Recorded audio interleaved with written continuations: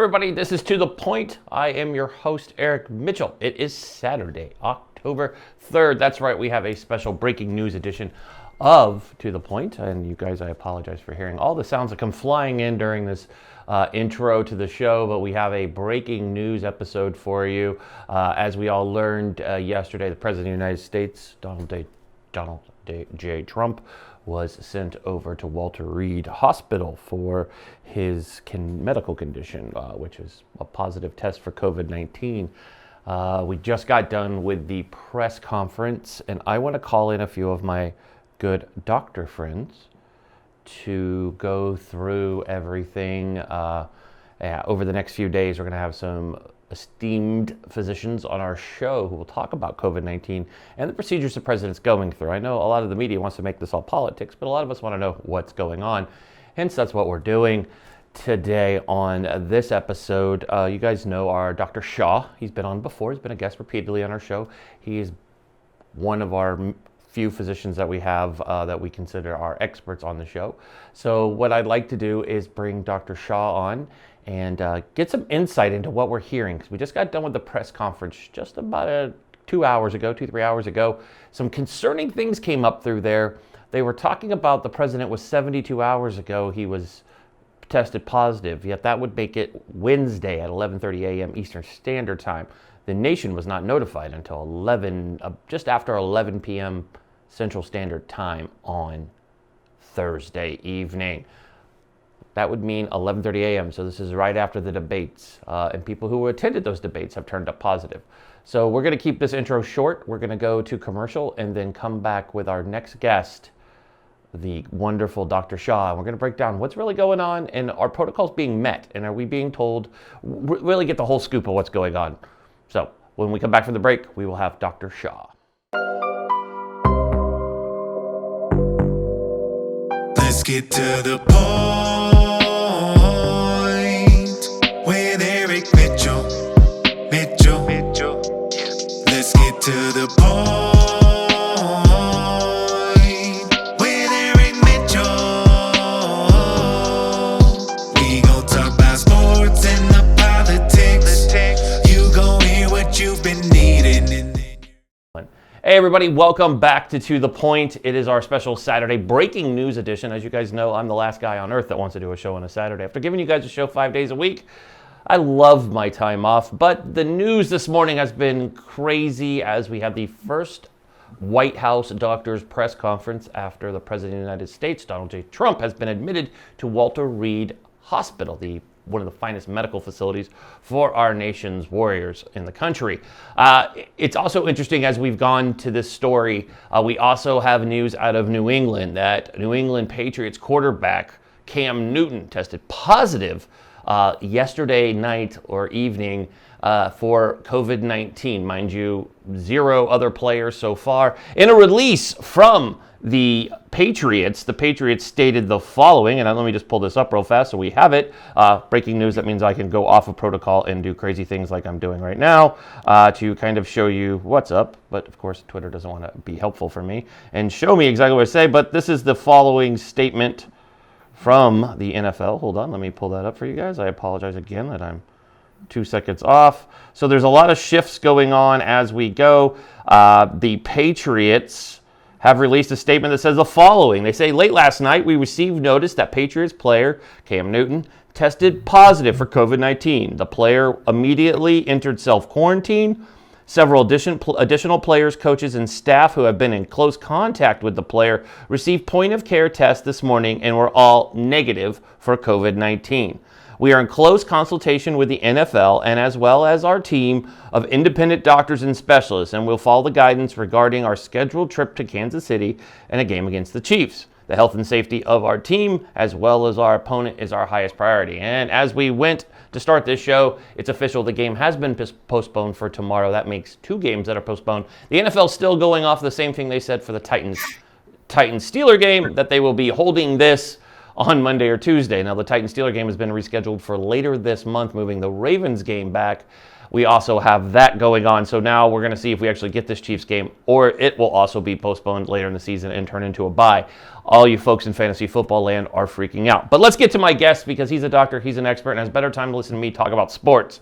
We do that on Thursdays around here, but just want to get you guys all up to speed. So Dr. Shah, it's great to have you back on the show, as Thank always. you so much, Eric. Thanks for having me, and pleasure being here again. I can't wait to have you on when we're not talking about COVID-19.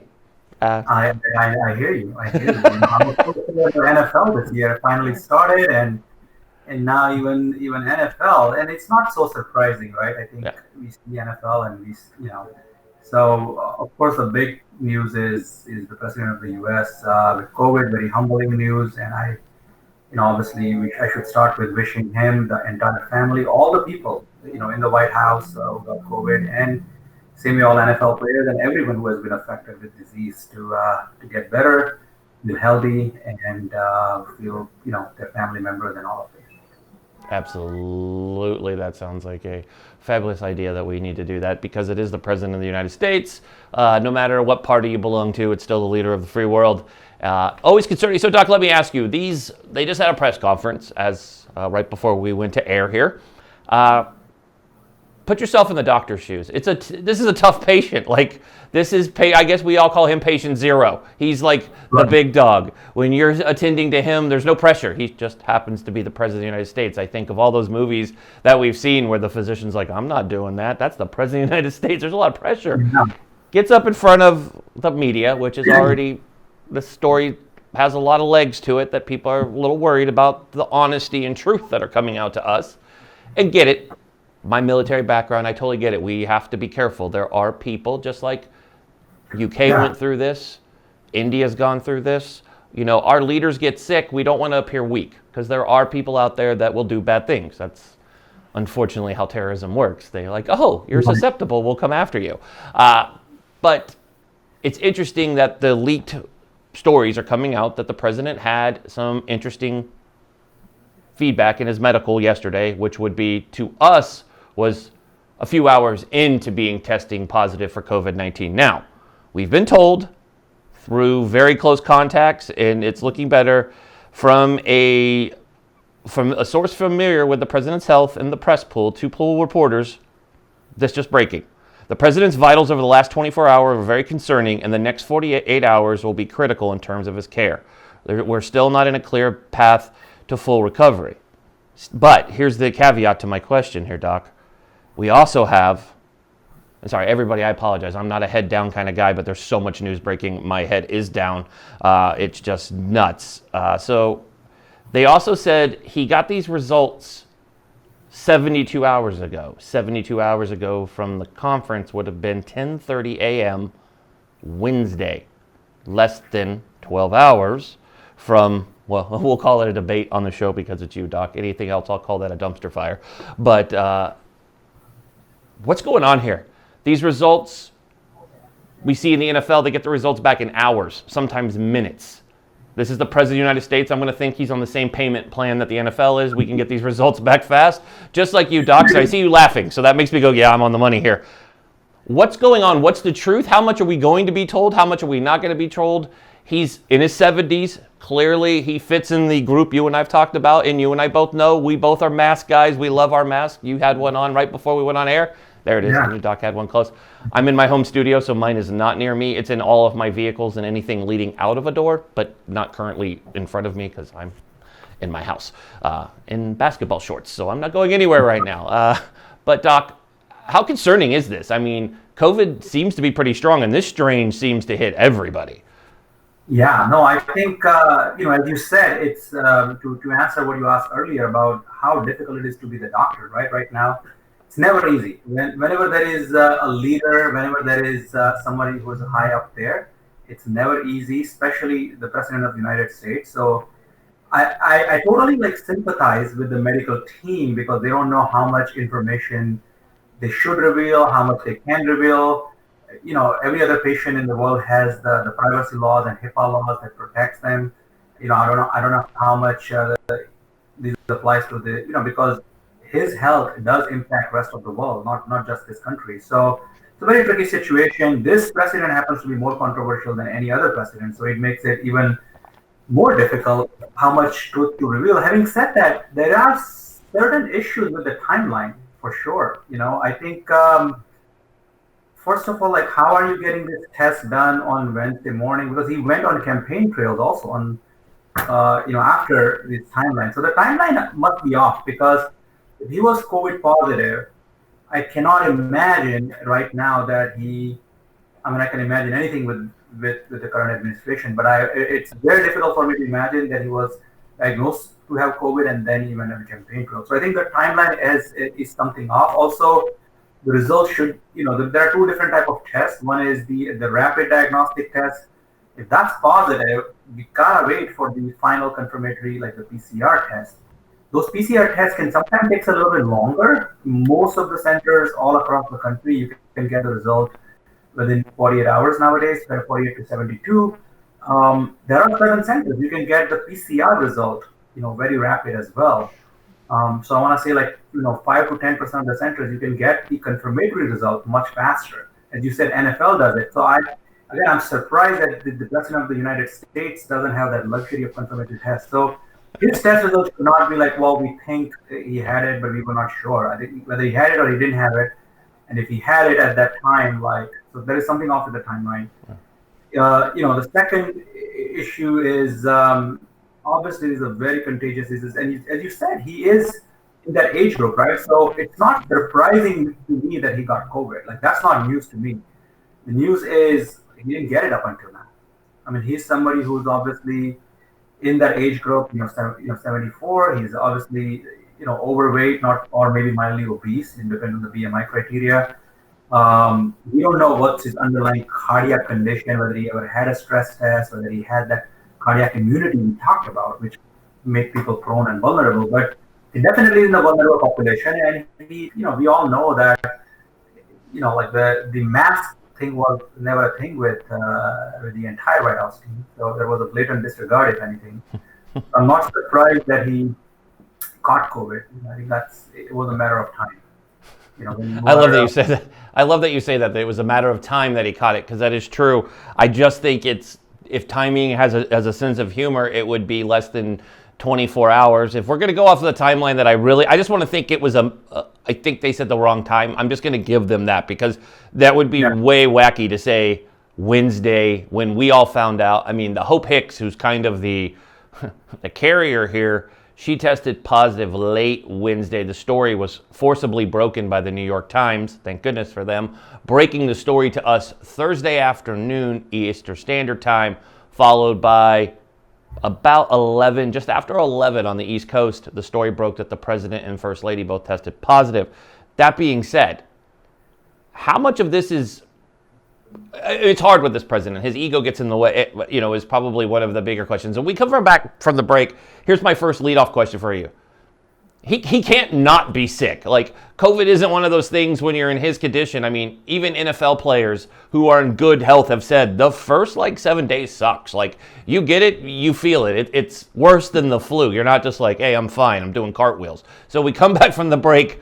Let's talk about that so people understand what we're dealing with. And we're going to get into this drug that the president was given, because it seems to be a little out of protocol. And I want an expert to give me the feedback on that. So when we come back from the break, folks, more with Dr. Shah.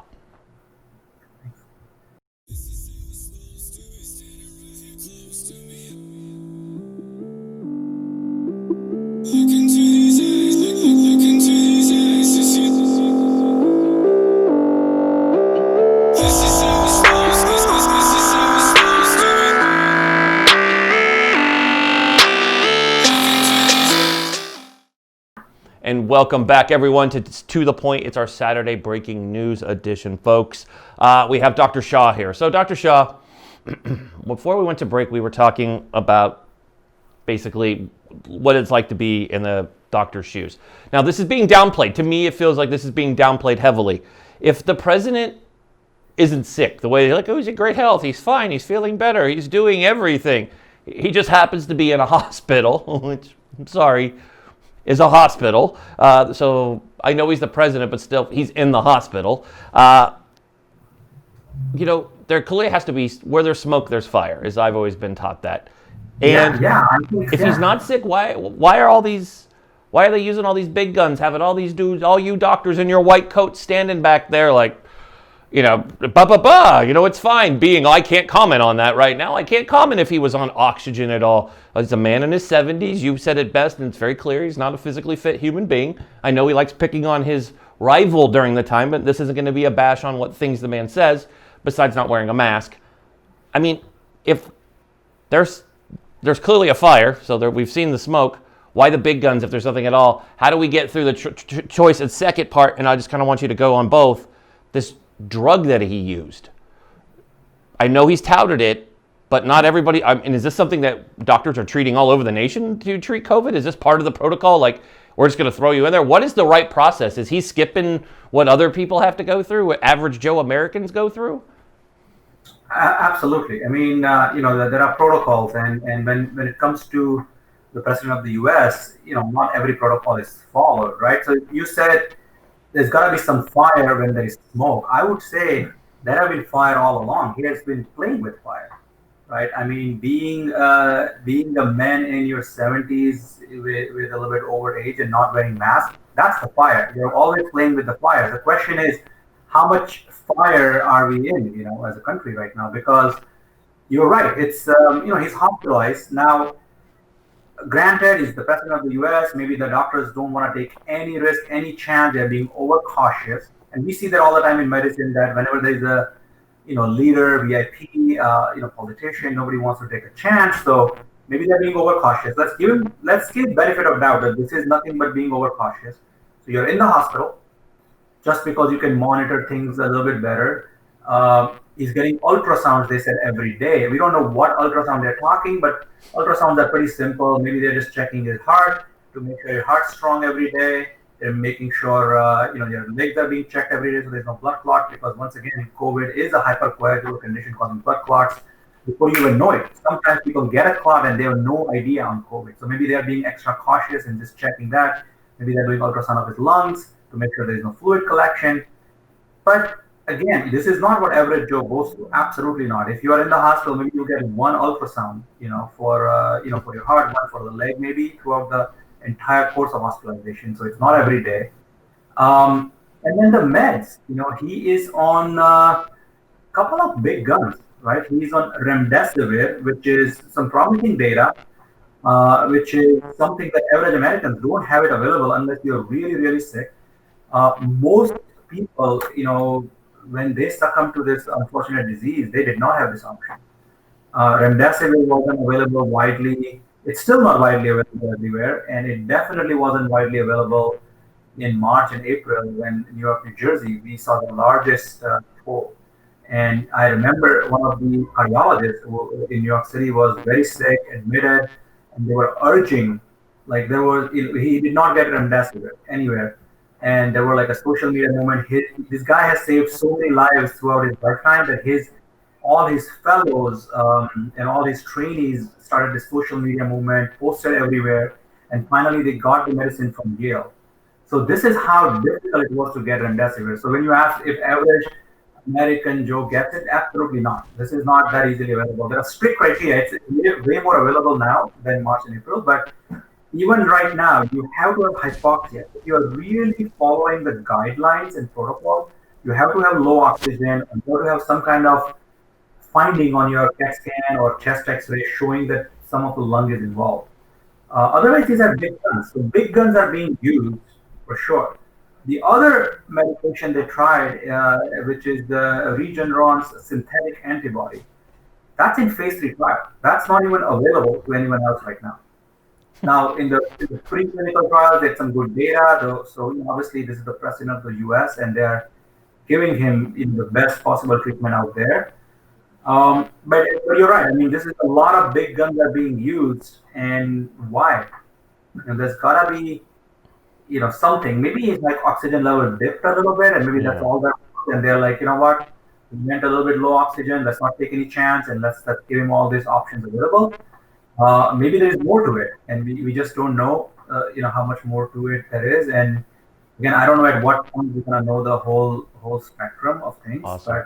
but It's interesting you bring that up because that was going to be my question. Was what I've done on just very basic research here is that Remdesivir is usually given to somebody with hypoxia or low oxygen. But Doc, you brought up a good point off air that really, when it comes to COVID, this is something we're seeing everywhere. That everybody who's a scientist and a doctor, and that's who you should listen to. Politicians are not you guys. Sorry, I'm not trusting a politician to give me any kind of surgery or tell me if I need an amputation. I'm going to go to you, Dr. Shah. if you listen to politician, he should have been getting. If you listen to him himself, he should have been getting hydroxychloroquine. Or I don't want to bring the bleach up, but at Yeah, least we don't need to drink bleach either. No, don't inject yourself with bleach. That's also another thing. But but there's nothing really been studied in long term. I mean, COVID testing, truly, the research on COVID is what we all know about it. I mean, maybe a month or two ahead of us, but literally we're looking at something real time. We don't have something to look back on and go, oh, we've been researching this for years. It's not cancer. It's not HIV. It's not AIDS. It's all the things that we've been looking at and trying to figure out. So it's interesting that the president has this. So here's another question that I have for you before I think we're good before we go to break. Yeah, we got some time. The tricky part now, and we've seen this with a lot of people, it's not how you feel right now. It's the long term with this. This isn't a short ride. We've all been briefed that this ride is a long ride. It's not like 4 days you're in and out. It's not a Disney ride. This could be 14 days is a kind giving. I mean, my wife had several members of her family come down with COVID-19, but one of them who works in a medical facility, she had it for almost like 30 some odd days, and it wouldn't go. It just rears back up. She's like, the moment you feel better and you try to go do it, it sucks the energy out of you and you're back down. And I'm like, that's not a good thing. And they don't really tell you that. So this is too early to say, oh, he's fine. To come out and be like, oh, he feels like $1 million. He's cartwheeling down the hallway here at Walter Reed. Seems a little premature to me. I mean, you're a physician. I mean, you're seeing these patients. You know what I'm talking about. You have friends that are dealing with this. You're on the front lines. What gives? Yes, it's a very tricky disease, and that's the thing, right? It's like if somebody has the COVID, amongst people who got COVID, he also falls in the group who's more vulnerable to getting very sick very fast, right? People above the age of 70 are those who go into the unfortunate 1 to 3% range where they need intubation, ventilation, potentially getting much more significant sequelae, including mortality, from COVID. So he does fall into that category. So, and to your point, COVID, just because you are okay, your vital signs are okay, doesn't mean you feel okay. I mean, it knocks the energy out of people. You feel like you're punched. Even younger NFL players like Cam Newton, as you said, like they gotta feel like knocked out because it's a your body fights the infection. So body's inflammatory response will make people exhausted, tired.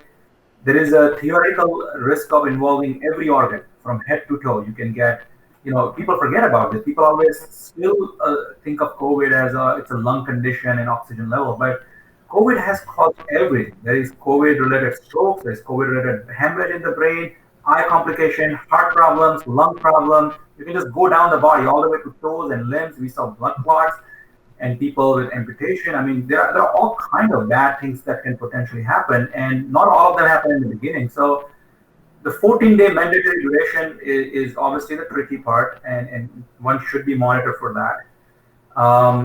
But one of the things I would mention is, I wish, I wish him, and I wish every family member of him to recover. I wish, the First Lady and all the, Chris Christie, all of them, Kelly Conway, they all recover, their family members recover. But I wish that, they get a chance to reflect, honestly. This is, when people are vulnerable, and COVID does make you feel very vulnerable because when you are sick and you can't catch your breath, and when you have this, your body's fighting this, you feel it, and you're vulnerable. And in vulnerable moments, people can get a lot of insights and they can reflect. And I hope they can get true reflection and sympathize with the pain of the rest of the country, because there had been I really expect that better decisions are made out of this sobering moment, and we reflect. And this mocking the mask, and we're all for free speech and stuff, but come on, like nobody, COVID doesn't look at your party line. COVID doesn't look whether you're red or blue. COVID doesn't look whether you're Democrat or a Republican. It doesn't look whether you're liberal or conservative. It doesn't matter. Like you are vulnerable to this. So I hope that realization sinks in. I hope better decisions and better leadership is shown upon in the world, and I hope something really great comes out of this tragedy. Absolutely. So Doc, I'll leave you with two things. One, last night there were several doctors. It depends on what TV channel you were watching and who you get your network news from. I happened to be channel surfing when I wasn't watching the NBA Finals, because honestly I was watching the NBA Finals, but I was channel surfing. That's what phones were invented for. And I heard, and I thought of you because I knew we were speaking this morning. They were talking about vitamin D and zinc. I know my parents fit into the age group, and that's why I'm asking the question. My parents, and they fit in this age group that could be affected by COVID. They both have had cancer, so they're very much at risk. They're taking vitamin D, but not zinc. What is the story behind this? We are seeing this more often, and I know some of our audience are a little bit older, and I want to make sure that they understand if they should be going and taking zinc, if there's a preventative measure to do this. Or is this just people just throwing things out? I mean, I don't know, so I'm just putting it out there because I've seen it quite often.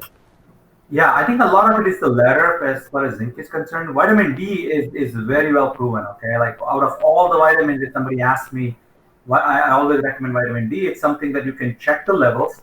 We actually call that vitamin D is not a vitamin, it's a hormone. So it has a lot of protective effect, and if somebody's vitamin D level is low, basically their immunity is low, which means they are susceptible to all kind of infections, including myocardial infarction, heart problems. So I see that in my world all the time. So I'm a big proponent, and if somebody's vitamin D level is low, they should 100% take it. And so it's easy to replace it, right? So it's easy to pick up and easy to replace, and so your bang for the buck is amazing.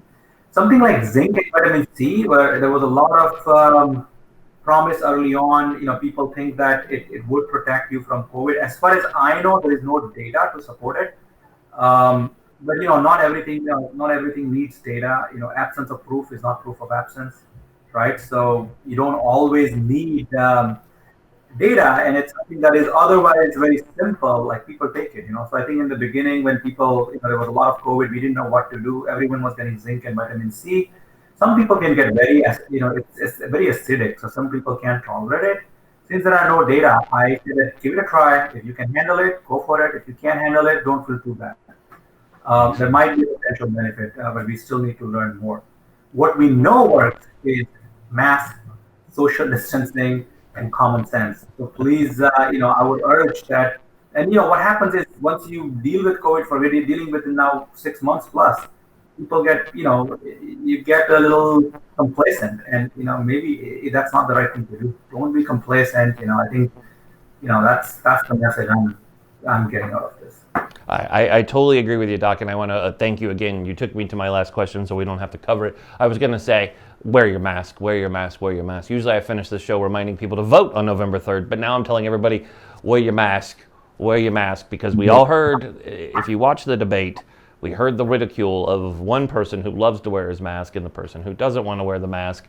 And so far, every photo that we've seen from the Rose Garden on Saturday, everybody who wasn't wearing a mask now seems to have COVID. It's kind of odd how that works. Oh, one last thing. The Supreme Court nominee, Amy Bartlett Cohen, whatever her name is, it's reported that she had COVID earlier this summer. Would she be considered a long hauler, and could you still be contagious with it? Do they even have that data out that, trying to understand what a long hauler is. In 2019, a long hauler, if you would have said that word to me, that would have been a trucker who drives from the East Coast to the West Coast. And now we have new words that does not mean that. When I hear long hauler, I'm like, he's a truck driver. No, he's not. He's a doctor. He's a long hauler too. Could she have been could she still have been contagious if she had it in, say, June? We don't know enough about it, right? Amy is, or Justice Amy, is definitely younger, and someone who's more likely to have recovered from it. Of course, we don't know personal history. I don't know her timeline when exactly she had it. So if it's beyond 14 days, if she already symptomatically has recovered and does the mandatory quarantine and has not been re-exposed and not been with people who may have been exposed, then maybe she's okay. We don't know her antibody level, right? Yeah. So if she has antibodies, there's a theoretical possibility that she may not be contagious, which is also again not proven because we don't know the type of immunity that antibodies give. But intuitively, it makes sense that if you have antibodies, you should be less contagious. But again, there's a lot we don't know about Makes sense. COVID. We don't know what kind of people she's been hanging out with. Yeah. So it's also, we have seen a couple of cases of reinfection and re-exposure. So just because you have COVID once, we don't know what that means also. Yeah, that makes sense. Yeah, I just wanted to ask you that question. It came to the top of my mind while we're sitting here. I'm like, it's just interesting just because I've seen those reports. Obviously, she was tested. She's going to be in front of the leader of the free world and a whole bunch of his cabinet. So you get tested before you get to be in front of the man. I totally get that. But again, proving COVID doesn't really follow any of the protocols, and it's still hard. I mean, we're testing for something that we don't know very much about, so even testing isn't 100%, because I've been pinged while you and I are talking, going, well, how is Cam Newton testing positive and the rest of his team's not? And I'm like, do you see the doctor title anywhere in my name? Because you don't. No. I have Marine as a title, but you don't want me being a physician as a Marine. But Dr. Shah, I want to thank you so much for coming on, taking some time on this Saturday to answer our folks' questions and answer my questions. And stay close, because I have a feeling we're going to talk to you again in probably a couple days as this story seems to be unraveling and finding out more things, and we'll have more questions. So have yourself a great Saturday, and thank you so much for joining us today. Thank you so much, Eric, for everything, and pleasure being here. Thanks, bud.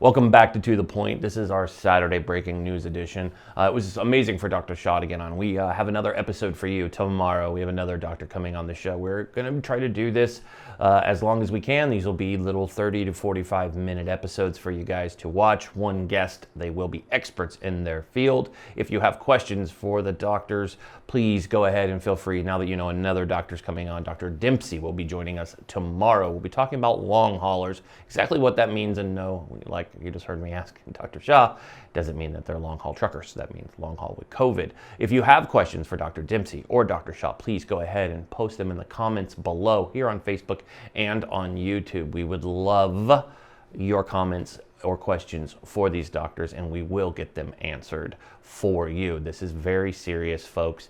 As much as you guys know that I am one to poke fun and give my opinions on the President of the United States, he's still the President of the United States, and I don't wish harm upon any American. Okay, maybe white supremacist. Okay, yeah. I do white supremacy. I hate those people. I wish harm on them. But that's not what the point we're talking about. I'm talking about the President of the United States of America, First Lady Kellyanne Conway, former governor of New Jersey, Chris Christie, Hope Hicks, wishing all of those folks a speedy recovery. This is absolutely going to be, from what I've heard of COVID, it absolutely scares me to death. There's a part of you, I'm probably like so many Americans, do I just want to get it and get it over with, get the hellacious experience over with, or just continue being fearful? I'm very fearful of it. We do wear a mask everywhere we go. We've dwindled our friend number down to very small batches and making sure that we remain healthy. We don't associate in large groups. I mean, we're very much doing health checks. One of the weird things we do in our house is we take our temperature daily, every morning. Even though we're all in the house, there's 4 of us in here, we do that. And so I'm stressing that to everybody. Make sure you take this serious. This is a wake-up call for many people. If you were on the fence about wearing a mask, guys, I know it sucks. It's our least favorite thing to do is to put on a mask. It's not something we're used to. Our culture's not been used to it. We've lived in this world where we don't have to wear a mask. It's not up for debate anymore. We have to protect each other. That's our job. We're Americans. We already have a target on our back, folks. We're Americans. You're born with a target on your back. And I can tell you, it's not a comfortable target to have. But you got to remember, we're in this together. That's what makes our country amazing. And when we don't always get along, it's usually only during election season. So that's going to come to an end sooner than later, and we'll either move on. We'll either keep the same or have something new. And we'll start down the journey again. But our job at the end of the day is to be Americans and look out for each other. Because in 2020 hasn't taught us one thing. That's to make sure that we're looking out for those to our left and to our right. And unfortunately, when you see that on TV, it appears I pointed the wrong way. But here in my studio, it was the right way. But that's what I sincerely mean to share with you guys on this Saturday, the 3rd day of October in 2020. We will get through this, guys. We will. I definitely believe that we will. And it's our job as Americans to fight for each other instead of against each other. So let's do that. Let's lay down arms and not go after each other.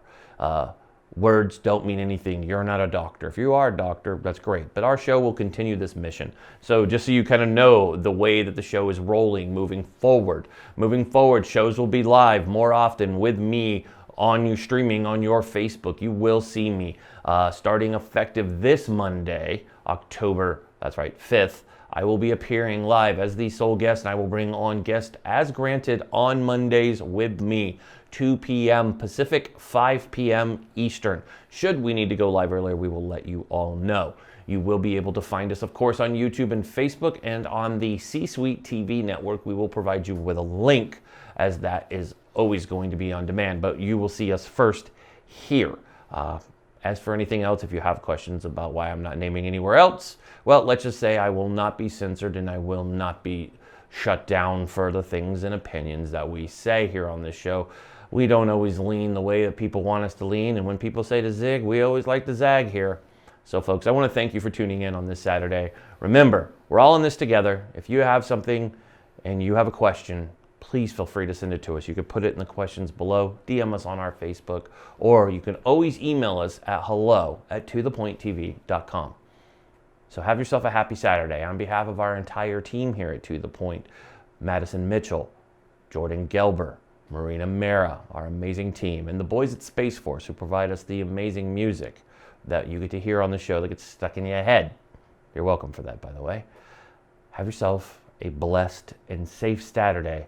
And I'll see you guys here tomorrow with Dr. Dempsey answering your questions that I hope you sent in to answer more questions about what's going on with the President of the United States as he sits at Walter Reed with COVID-19, and many more people are coming down with it. To recap before we go, the President of the United States has tested positive for COVID-19. He is at Walter Reed right now. There are conflicting reports. Cam Newton from the New England Patriots has tested positive for COVID-19, and that game has been delayed or postponed to Monday or Tuesday or later. I'm going to lean on the later side.